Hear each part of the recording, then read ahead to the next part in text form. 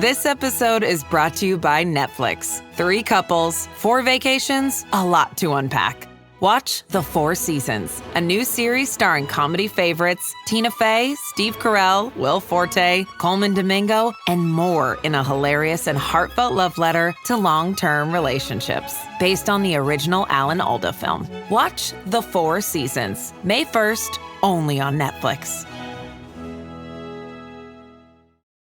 Ladies, you'll end up shopping for your guy's deodorant, right? So try Degree's Original Cool Rush. You see, last year, Degree changed the formula, and men were mad. One guy even started a petition. So Degree admitted they messed up and brought the Original Cool Rush scent back. It's clean, crisp, and actually smells like someone you want to cuddle. And it's in Walmart, Target, and other stores now for under $4. So toss one in your cart and find out why it's the best-selling men's antiperspirant for the last decade. Degree Cool Rush is back, and it smells like victory.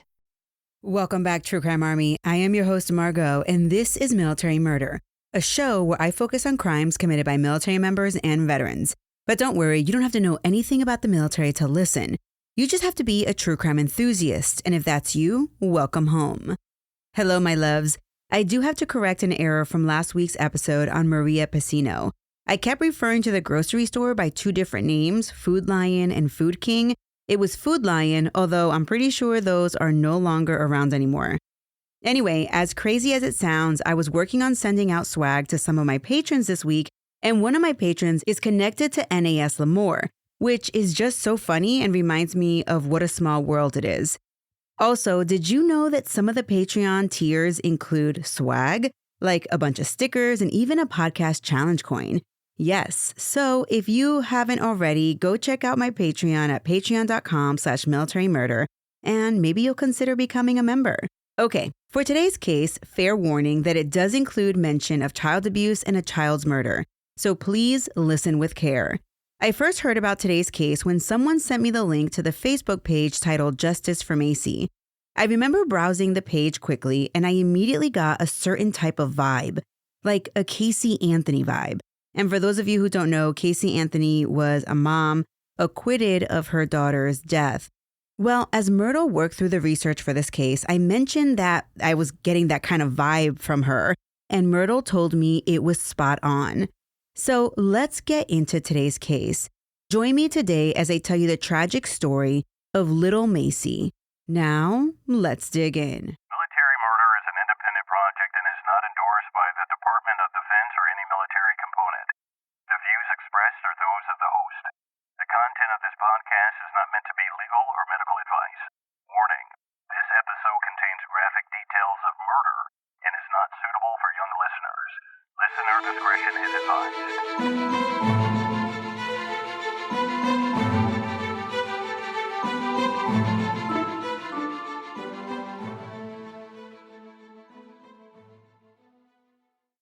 On December 2nd, 2015, a call shattered the stillness of Stone Ridge Apartments in Fayetteville, North Carolina. 23-year-old Army Specialist Jeanie Diddy had dialed 911 to report a medical emergency. Jeanie calmly told the dispatcher that her 22-month-old daughter, Macy, was vomiting, struggling to breathe, and now she was only semi-conscious. Jeannie's boyfriend, 32-year-old Army Special Forces medic Zachary Kiefer, was at home with Jeanie and Macy, and it was his idea to call 911 when he noticed that Macy's jaw was clenched and her limbs were involuntarily spasming. As EMTs soon arrived, they assessed Macy's condition. It wasn't good.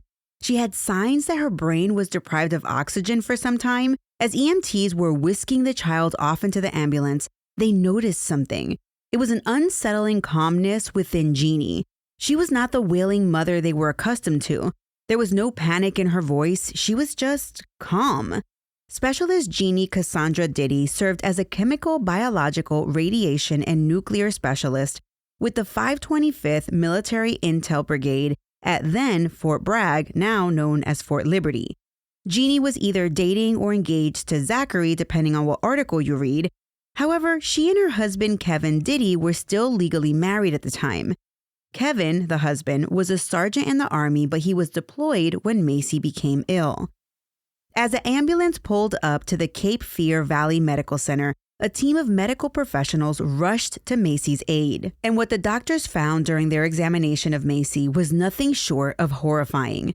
She was grappling with severe brain damage and exhibited multiple bruises across her frail body. Recognizing the gravity of her condition, the medical team quickly concluded that the level of care Macy needed surpassed what the small hospital could offer. Alarmed by the extent of her injuries, the medical providers summoned the police, suspecting that Macy's bruises were not the result of an accident, but rather indicative of abuse. Macy was swiftly transferred to the University of North Carolina Hospital in Chapel Hill for advanced evaluation and treatment. During this critical time, Macy's father, Kevin Diddy, who was deployed, was notified by the Red Cross about his daughter's dire condition. The Red Cross facilitated his urgent return home, ensuring he could be by her side. Meanwhile, Macy was placed on life support to give her father an opportunity to get home. Yeah, it was that bad. Upon Kevin's arrival, Kevin had to make a crucial decision. Would he keep Macy on continued life support? I can't even imagine rushing home from overseas to make a decision like that. Ultimately, after learning about Macy's condition, life support was stopped, and Macy Grace quietly passed away on December 4th, just 10 days shy of her third birthday, which was December 14th. Because of the circumstances surrounding her death, her body was sent for autopsy. I haven't found any references as to whether Jeanie and Kevin were legally separated at the time of Macy's death, but not long after she passed, Zachary Kiefer, the boyfriend, opened a GoFundMe for Macy's funeral arrangements, and this caused an uproar. The GoFundMe page told would-be donors that Macy died as a result of suffocating while vomiting in her sleep, which then caused her brain to swell and shut down her body. Jeannie's cousin, Tiffany Wardy, herself a veteran, saw the page and immediately reached out to Jeanie. She told her cousin, listen, you don't need GoFundMe because either Jeanie or Kevin's family service members group life insurance or FSGLI provided the coverage to spouses and dependent children of military members. The amount paid by FSGLI for the loss of a child is $10,000.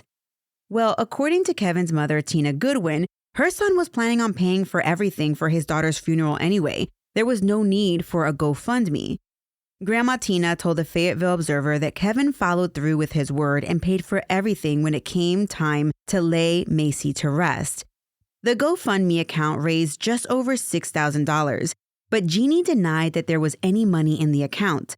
Jeanie even took to commenting on Facebook when people raised suspicions about the FSGLI and the need for a GoFundMe. Jeanie attempted to defame Kevin by saying he wasn't helping her pay for anything. The back and forth about the GoFundMe caused many to report the page to GoFundMe, and the fundraiser was subsequently removed by Zachary, Jeannie's boyfriend.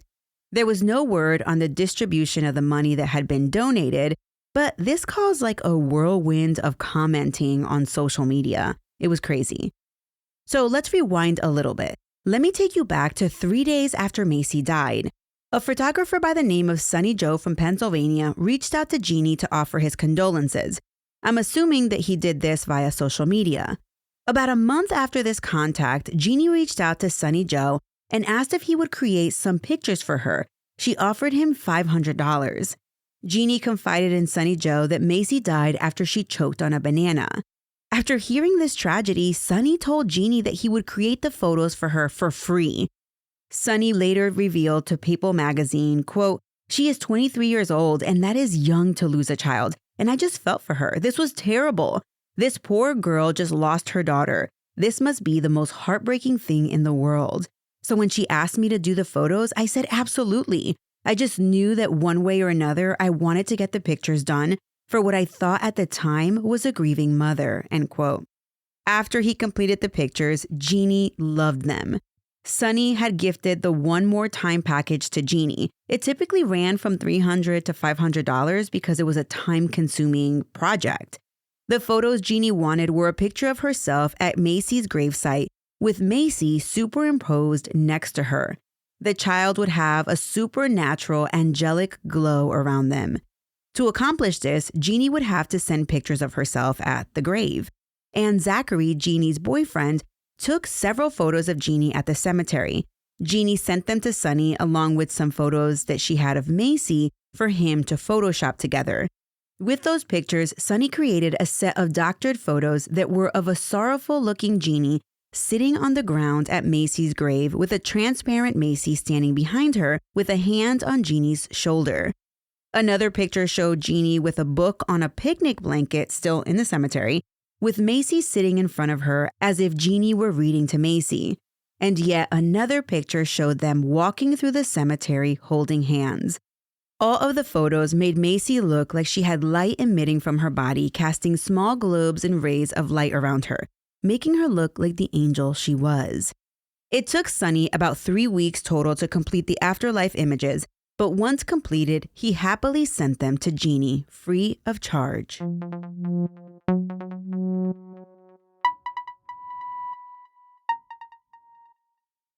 Today's episode is sponsored by Acorns, and April is Financial Literacy Month, an entire month dedicated to taking control of your money. Because honestly, no one really taught me how to manage money growing up. I didn't learn about investing until I was well into adulthood. But what I love about Acorns is that it makes it easy to start saving and investing for your future in just 5 minutes. I know, April is an entire month, but you don't need an entire month to learn. You don't need to be an expert. Acorns recommends a diversified portfolio that matches you and your goals. You can start with just your spare change, and you don't need a lot of time. Setup takes just 5 minutes because I know that your time is precious. And if financial wellness has ever felt out of reach, Acorns makes it simple, giving your money a chance to grow without the overwhelm. Personally, using Acorns gave me the confidence to stop putting it off and just start. And that peace of mind is completely worth it. Sign up now and join over 14 million all-time customers who've already saved and invested over $25 billion with a B dollars with Acorns. Head to acorns.com/militarymama or download the Acorns app to get started today. Paid non-client endorsement. Compensation provides incentive to positively promote Acorns. Tier 1 compensation provided. Investing involves risk. Acorns Advisors, LLC, an SEC registered investment advisor. View important disclosures at acorns.com/militarymama. Ryan Reynolds here from Mint Mobile. I don't know if you knew this, but anyone can get the same premium wireless for $15 a month plan that I've been enjoying. It's not just for celebrities. So do like I did and have one of your assistants switch you to Mint Mobile today. I'm told it's super easy to do at mintmobile.com/switch. Upfront payment of $45 for 3-month plan, equivalent to $15 per month required. Intro rate first 3 months only, then full price plan options available. Taxes and fees extra. See full terms at mintmobile.com. In March of 2016, the results from Macy's autopsy were finally ready for release, and the information wasn't good at all. It was consistent with the medical professionals' suspicions who first examined little Macy. Remember, they were the ones that contacted police. Well, once Macy was transferred to the University of North Carolina Hospital, the doctors and nurses there determined that Macy's injuries had been inflicted within 24 hours of being brought to Cape Fear Valley. But autopsies take time, and Macy's autopsy results were published 3 months after her death. The autopsy revealed that Macy suffered closed head injuries that were a result of multiple impacts. She also had soft tissue bruises over her entire body and internal injuries that included a lacerated liver. The coroner determined that Macy's manner of death was homicide. On March 24, 2016, the Cumberland County DA filed warrants for both Jeanie Diddy and her boyfriend, Zachary Kiefer. Fayetteville police arrested Jeanie Diddy on suspicion of child abuse, inflicting serious harm, and first-degree murder the following day on March 25, 2016. She was held without bail at the Cumberland County Detention Center. The same charges were on the warrant issued for Zachary Kiefer, but he wasn't located right away. An all-points bulletin was released as well as a request for the public to help locate him. And they also had a Crime Stoppers line if they had any information of his whereabouts. Later that evening, on March 25th, Zachary was arrested after turning himself in. Like Jeanie, Zachary was held without bond at the Cumberland County Detention Center. They each made their first court appearance with their defense attorneys on Monday, March 28th, and they were in separate arraignment hearings. During their hearings, neither of them showed any emotion on their faces. Jeanie, probably through advice of her counsel, began offering to plea. Jeanie thought she could plea, not because she herself did anything wrong, allegedly, But she said that she knew that her boyfriend had rage issues, and on the morning of December 2nd, Jeanie left her 2-year-old daughter with her rage-filled boyfriend while she went to an appointment. Apparently, police had phone evidence that placed Zachary at the house that morning, while phone records showed that Jeanie left and then returned to the apartment, presumably leaving Macy with Zachary. Knowing that this evidence existed, Jeanie offered to take a plea for felony child abuse because, quote, she should have known. However, the state declined that offer, so Jeannie's legal team offered a different plea. This time, they offered to plead guilty to accessory after the fact to first-degree murder. Along with the offer, they submitted the favorable results of an independent polygraph that Jeannie's lawyers arranged for her to take. The state wasn't very keen on accepting a privately administered polygraph, so they asked Jeanie to take one administered by a State Bureau of Investigation polygrapher.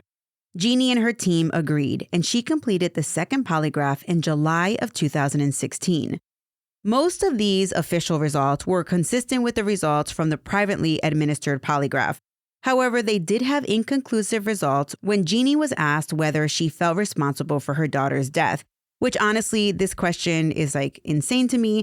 What mother wouldn't feel responsible for the child's death and feel kind of conflicted about what happened? You know what I mean? Even if they weren't involved. Around this same time, Sonny Joe, the photographer who had photoshopped the angelic images of Macy with pictures of Jeanie in the cemetery, heard that Jeanie had been arrested for murder and child abuse. He was floored. He had no idea that Jeanie had lied to him about what happened to Macy and stated, quote, it was the sickest thing I've seen in my entire life. To make matters worse, people were calling Sonny out for making the composite photos for Jeanie, which made his life a living hell.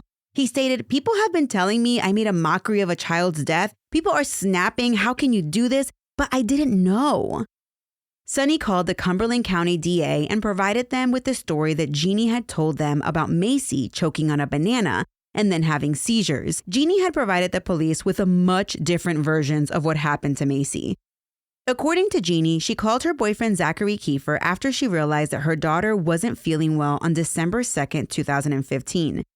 She said Zachary, who was a paramedic, came and checked on her daughter. He initially told Jeanie that Macy appeared to be fine, but then about 25 minutes after he arrived, Zachary said he heard the child making a strange noise. He told Jeanie that her daughter appeared to be choking on vomit. That's when Jeanie called 911. After the second polygraph, Jeanie and Zachary both remained in the Cumberland County Jail.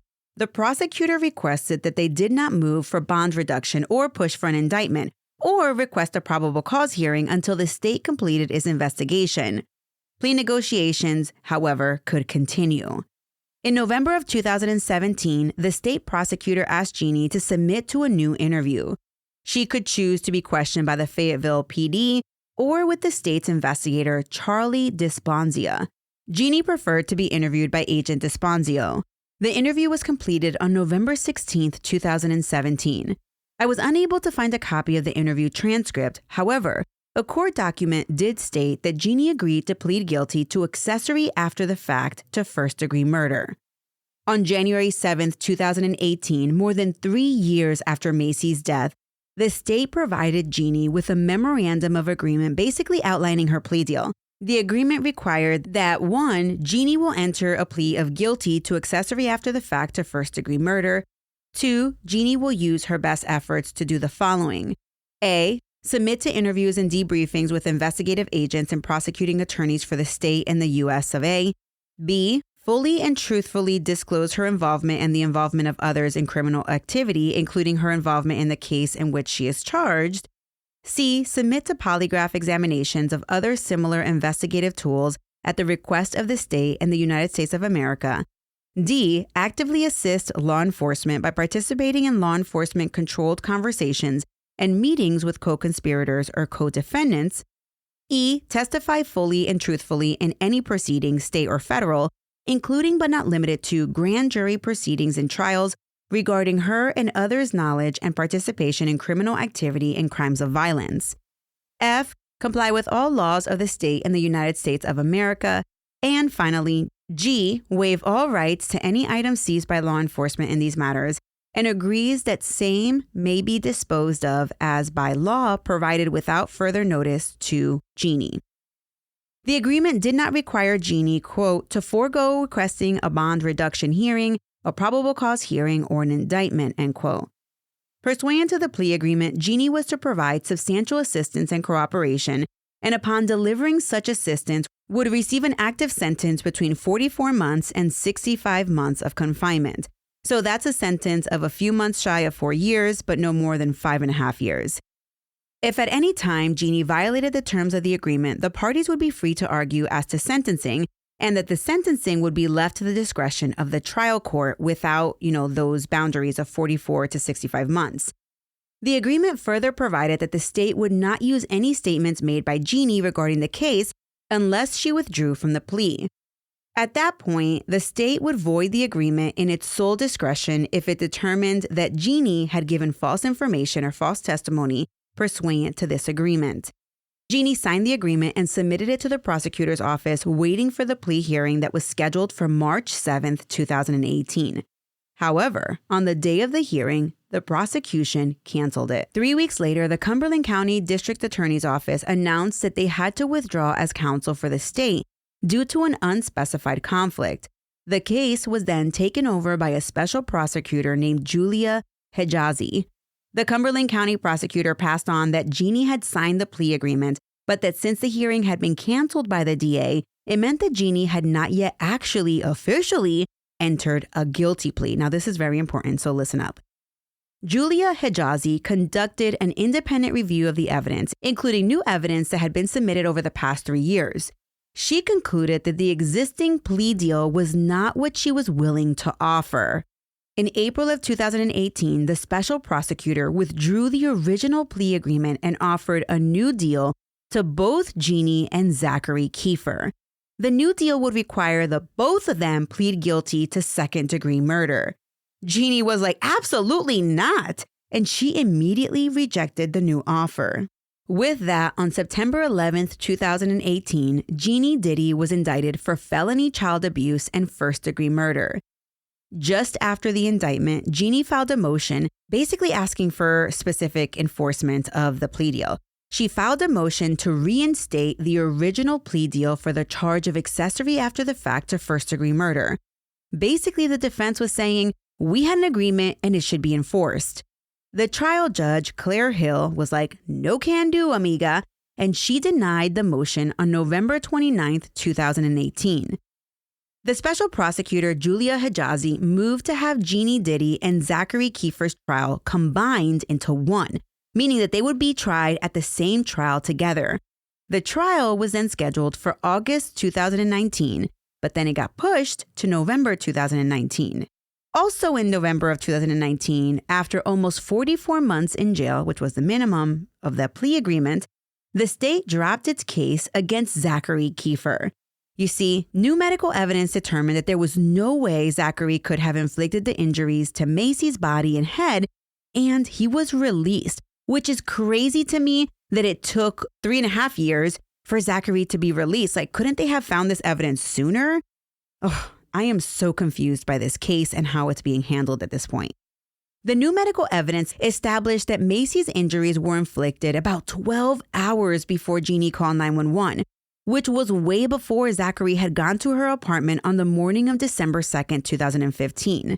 Now, the timeline of Macy's injuries is super tight because we now learn that on December 1st, the day before the 911 call, Macy had a doctor's appointment and was seen by a pediatrician who didn't see any injuries on Macy. Then the call came into 911 on December 2nd, but now they were saying that Macy's injuries occurred before Zachary would have been at that apartment. Presumably, they used his cell phone to locate and track him. After Zachary was released, he made a public statement. He said, quote, I would say it's probably the toughest thing I have ever had to go through in my life, including 4 combat deployments overseas, being accused of something I didn't do. And it's hard to get a voice and to get people to believe you in the justice system, end quote. He described himself as being ground up and spit out in the machinery of the court system. And he said that they, quote, squeeze you to take a plea. After his release, Zachary said he was going to try to rebuild his life, and he was a good father to his daughter, who was 8 years old at the time. Jeanie, on the other hand, remained in jail until her trial for first-degree murder and felony child abuse. That trial began on March 9th, 2020, which, hello, COVID. The main contention at trial was the timing of Macy's injuries. Did it happen after Macy's pediatric appointment but before Zachary got there? Or did it happen during the window of time when Zachary was watching the little girl? And at this point, was he ever even really watching the little girl? Which makes me really confused. Prosecutor Julia Wolf-Hejazi opens with, quote, "Too many injuries, too many stories, too much indifference. Remember that as you evaluate the evidence in this case," end quote.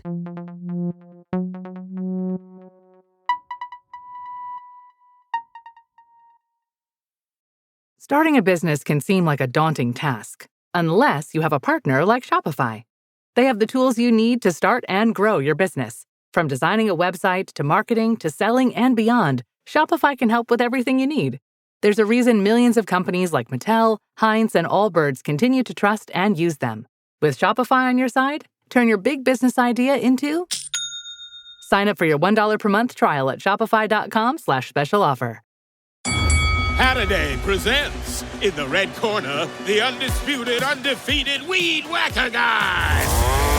Champion of hurling grass and pollen everywhere. And in the blue corner, the challenger, extra strength Holiday. Eye drops that work all day to prevent the release of histamines that cause itchy allergy eyes. And the winner by knockout is Holiday. Holiday, bring it on. Julia Hejazi presented text messages from Jeannie's phone that were sent to Zachary Kiefer on November 30th, indicating that she was frustrated with potty training Macy, who had a bout of diarrhea and was having a lot of accidents. In these text messages, Jeannie stated that she struck Macy and that, quote, "I'm about to lose it," end quote. An expert witness testified that child abuse occurs frequently while children are being potty trained. The pediatrician who examined Macy the day before the 911 call testified that other than her tummy troubles, Macy was happy, healthy, normal, and had no visible injuries. Their point was that Jeanie took out her frustration on Macy because of the potty accidents she was having. Which, break, listen up. If the kid is potty training and has diarrhea, I think that's one of the times when you can call a potty training timeout and put some dang pull-ups on that kid. Why make everyone's life so difficult for no reason? Yes, I get it. Pull-ups are expensive, but what about your sanity? Okay, I am off my soapbox. The dispatcher, first responders, and medical personnel from Cape Fear Valley Medical Center testified that Jeannie's demeanor was calm. Some even described her as having no emotion during their encounter with Jeanie. The prosecution played the 911 call where Jeanie was calm as she described her daughter's grave condition. Then they presented a video taken during the police's interview with Jeanie, where again, she's calm, cool, and collected while she describes the days leading up to the 911 call. Regarding Jeannie's calmness, one of the nurses who treated Macy testified, "Just from my past experience, most of the time parents are really distraught when something traumatic has happened to their child. Mom didn't really show any emotion." There was also a recorded call that Jeanie made to the property manager of the apartment complex she lived at. In the call, which I'm assuming is a 911 call, Jeanie got mad and threatened to sue the property manager and charge the police who were investigating the case. When the prosecution rested their case, the defense took the opportunity to point the finger at Zachary Kiefer. It didn't matter to them that he no longer stood accused of Macy's murder. The defense argued that Jeanie was gone to an appointment on the morning of December 2nd and that Zachary was watching the child and must have beaten the child while Jeanie was gone. After both parties rested, the case went back with the jury. What would they find? Was the prosecution's evidence enough to prove murder and child abuse beyond a reasonable doubt? Did the defense insert enough reasonable doubt in the jurors' minds? Well, on March 20th, 2020, the jury had a decision. The decision? Welp, they were hung. 10 of them thought Jeanie was a guilty dog. 2, however, thought the prosecutor failed to meet their burden. With that, the judge declared a mistrial and a new trial date was TBD. In August of 2020, Jeannie's public defender withdrew as counsel, and she was assigned a new lawyer. That pushed the trial back to November of 2021. Jeanie and her new public defender filed another motion demanding that the state enforce the 2018 plea agreement. This time, Jeanie said that because of that agreement, she didn't push for an indictment. She submitted to the state's polygraph and interview, and as a result, the indictment was late. Therefore, she had less time than Zachary did to review the discovery materials. And well, you never really know how a judge is going to rule. On November 22, 2021, the trial judge, James Emmons Jr., approved Jeannie's motion to enforce the 2018 plea agreement, meaning that the 2018 plea agreement was now approved. As of that date, Jeanie had been in jail pending trial for 69 months, which exceeded the maximum sentence of 65 months that she had agreed upon in the plea. So that very same day, Jeanie was released on a combined $50,000 unsecured bond and was ordered to return to court on December 2, 2021. At that December hearing, the trial court stayed any further proceedings until after a written order could be entered regarding the 2018 plea agreement. Jeanie Diddy remains out on bond today. According to the Justice for Macy Facebook page, Jeanie filed an appeal with the appellate court in North Carolina in hopes that they rule in favor of the plea deal that would prevent the state from retrying her. The Court of Appeals of North Carolina rendered a decision on that appeal on June 4, 2024. The appellate court ruled that, quote, the trial court properly concluded that it had jurisdiction to hear defendant's November 18, 2021 motion to enforce plea agreement because the November 29, 2018 order on defendant's previous motion was never entered. However, we reversed the trial court's order granting defendant specific performance of the plea agreement for accessory after the fact to first-degree murder because she, Jeanie, did not change her position in detrimental reliance upon the plea agreement prior to the state's withdrawal, end quote. In essence, this appellate court overturned the specific enforcement of the 2018 plea agreement, and the state is now free to retry the case. So this is where we're at. We'll see what the state decides to do. Before I let you go, let's remember little Macy Grace Diddy. She was 2 years old when she died from her injuries, less than 2 weeks before her third birthday. Her grandmother maintains a Facebook page titled Justice for Macy, where she posts pictures of Macy during her short life and continues to be an advocate against child abuse. I encourage everyone listening to follow the Justice for Macy Facebook page.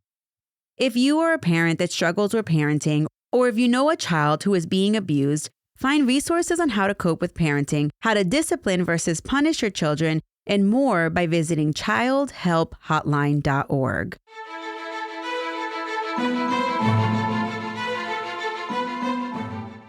I know these cases are tough to hear, but man, I think what's so frustrating about this case is how callous a person can be. It appears that Jeanie is sticking to her story that her boyfriend hurt her child, but that still doesn't explain her demeanor, how calm she was.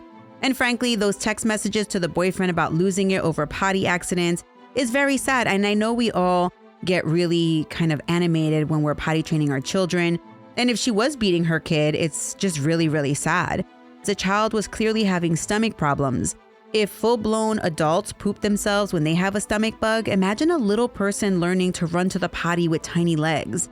I will say that for my third baby, the daycare tried to force me to potty train my kid, but I wasn't in the right mental space. I tried for like 2 hours and completely gave up. And I told the teacher, listen, I'll teach her when the kid and I are both ready. Sure enough, a few months later, I trained her in less than a day. Sometimes potty training is such a stressful situation because you feel like everyone is watching you, judging you. Truth be told, no one cares. Do what is right for you and seriously buy them backup pull-ups just in case. I pray that Macy Grace rest in peace. Shout out to my girl Myrtle for researching and writing this episode. My sources for this episode include ABC News, People Magazine, WRAL News, an appellate court opinion, the Fayetteville Observer, Seattle Times, as well as the Justice for Macy Facebook page. Military Murder is a Mama Margot production. The executive producers for this episode are Myrtle, Falcon 13, and Jen, who have been with me basically from the beginning. The newest associate producers are Wendy, Maria, and Carrie, and the newest assistant producers are Tito, Amanda, Nancy, Celeste, and Maxine.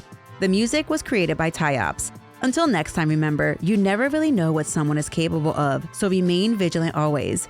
You have a fabulous week, and I'll keep digging to bring you another military murder story next week.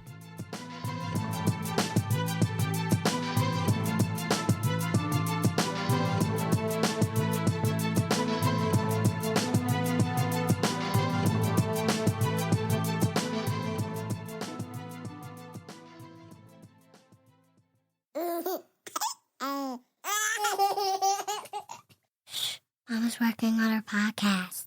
I don't want to.